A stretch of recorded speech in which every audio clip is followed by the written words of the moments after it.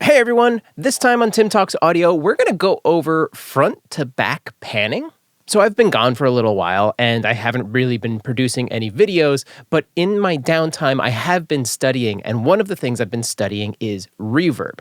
Relatively recently, my buddy Devon from Help Me Devon and his channel, he had an interview with Jaycen Joshua, famous mixer, and if you don't know his works, you're denying yourself. You know some of his works, or at least some of the artists he has worked with. And we're talking about front to back panning. We know left to right, that's just taking your pan and putting out the left speaker or the right speaker. But how do we create that sense of depth, that sense of something up front or really something being further away? That led me down the reverb study path, and I started getting into early reflections. So let me show you some of the secrets. Let's dive into the DAW. So here we are inside of our session, and what we want to do is create a space. We want to create a room and put our vocalist, and that's what we're going to be using as our example today. We want to put them in a space, but we have background vocals and ad-libs. This is a hip-hop style track, and I want those to not be in the same point or the same position in the room. If I'm standing here, you can't also stand here. You have to stand somewhere else. And that's what we want to do, because a microphone, especially something like this, a dynamic microphone, will remove some of the room when it's recording. Not always, but generally speaking. So if you want to create that space and put things in it, you may want to also distinguish where you want them. So let's go with our lead vocal first. I'm just going to take my little ad-libs out.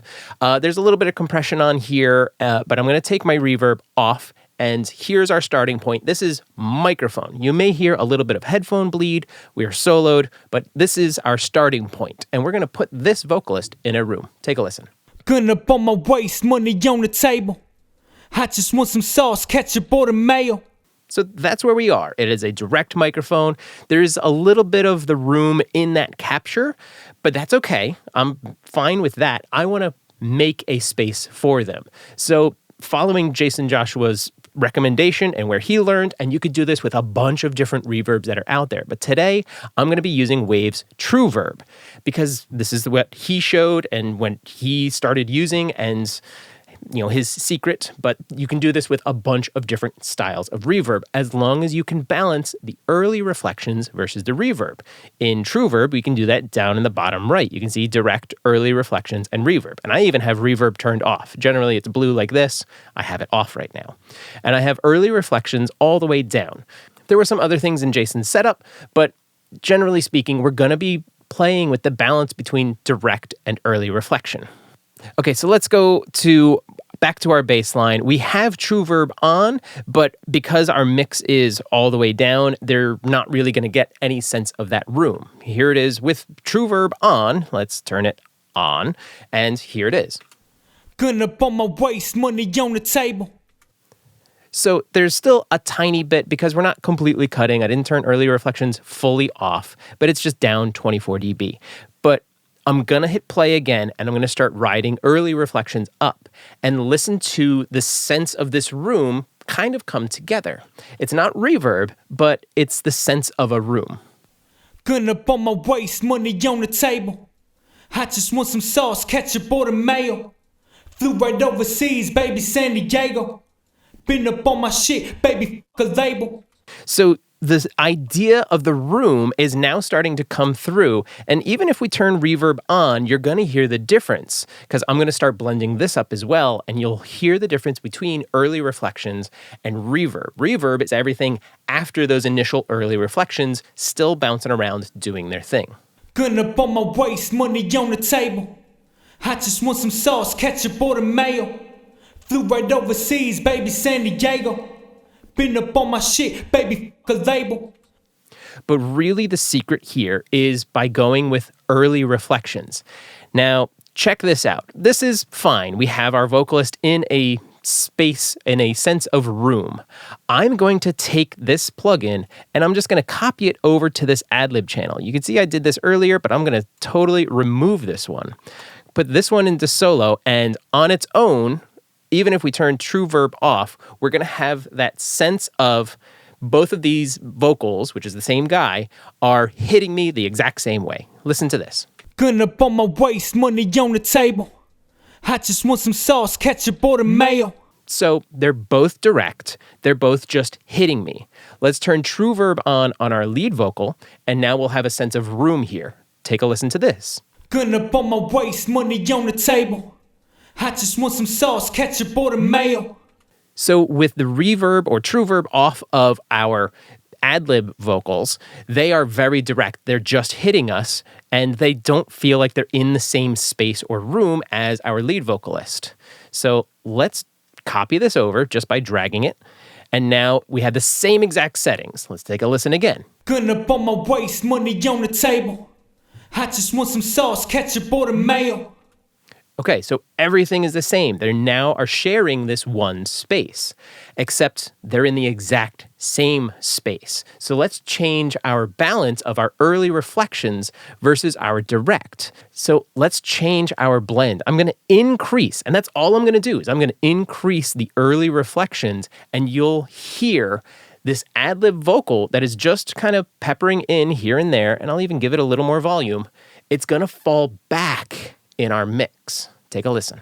Gun up on my waist, money on the table. I just want some sauce, ketchup, or the mayo. Flew right overseas, baby, San Diego. Been up on my shit, baby, fuck a label. 100 kept the real, man, through all the years. Always tried to learn from the pioneers. So now, even though these vocals are sharing with two instances of the same plugin, I'm changing the balance of direct sound versus early reflections. That is what tells you and your brain, as you hear things, where something is in a space. It's what part of the sound directly hits you versus hits something else and then hits you. That's the definition. Direct sound, bam, right into your ear. Early reflections only hits one surface and then hits your ears. After that, it hits another surface and another and another. That becomes reverb. From here, we can do a number of other things. We can start messing around with the room size and the distance. I want to keep the room size the same, but maybe I want to shift the distance back a bit more. And this is going to alter where they are in the room as well. So these early reflections and the sound of them is going to shift a little bit more. Here's that same pass. Gun up on my waist, money on the table. I just want some sauce, ketchup, or the mayo. Flew right overseas, baby, San Diego. So now those ad-lib vocals are behind or further away in the depth of our mix because we're changing the balance of direct versus early reflections. In the mix, it sounds like this. Gun up on my waist, money on the table. I just want some sauce, ketchup, or the mayo. Flew right overseas, baby, San Diego.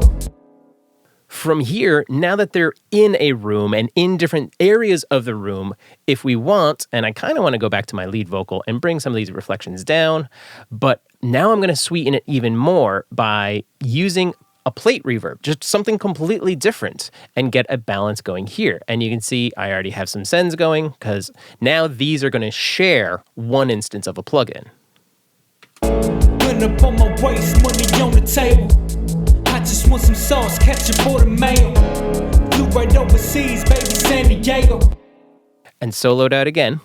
Gun up on my waist, money on the table. I just want some sauce, ketchup, or the mayo. So it's very quiet, it's very subtle, but I have some weird things going on with that other reverb as well, which is causing it to be a little delayed, because that's a thing I did. So this is how we create depth in our mix, is finding something, putting it in a space, and then putting it in different places in that space. You have to think of the physics of where something is inside of a room. If you and a friend are in a completely empty room, when you stand next to each other, you can have a very intelligible conversation. But if it's this massive cavern with nothing in it, you're going to sound miles away from each other. And that is your sound hitting things before it hits the recipient directly. So this is one of many, many secrets that the pros use to create depth in an in-the-box mix. If this interests you and you want to know more things about creating depth inside the box, let me know down in the comments by just putting an emoji or any kind of thing to just let me know that you've seen this and you're curious. Until next time, happy mixing, have some fun, and I'll see you soon.